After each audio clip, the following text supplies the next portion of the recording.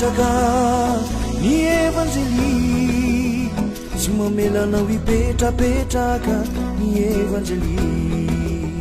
tsy mamelanao ipetraka ny evanjely tsy mamelanao ipetrapetraka ny evanjely fa nisasaka ny alina ny voary fasina efa renkintsuri ny ao antokatranao fa indro manaitra tapoka mandondona maravarana tamindady ny lamofo kisakaisakaikinao ka hitsangana ianao hiarina vesa hipetraka ny mareny nazare no sitraniny fa ny tenin'andriamanitra tsy natao enona fotsiny fa ny tenin'andriamanitra natao itomaso tsy mamelanao hipetraka ny evanjely tsy mamelanao hipetrapetraka ny evanjely tsy mamelanao hipetraka ny evanjely tsy mamelanao hipetrapetraka ny evanjely misy lehilahy iray nananao zato fa naniny ankiray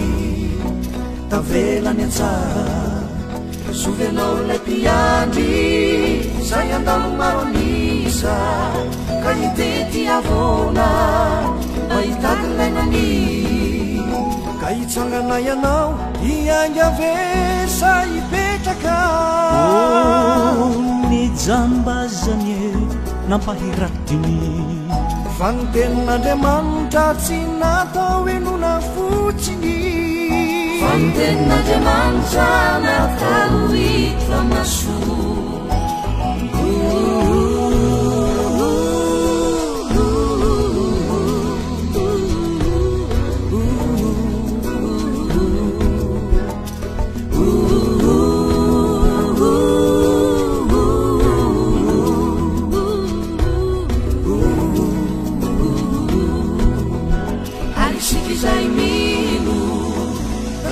fanasina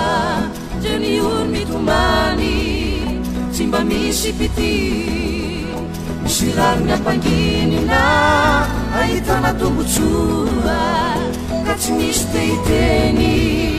fajerena amizao ka hitsangana isika hidradradrandra saikiombona ny mona ze fa no sitraniny fa ny tenin'andriamanitra tsy natao enona fotsiny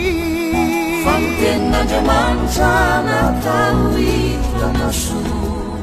fa ny tenin'andriamanitra tsy natao enona fotsiny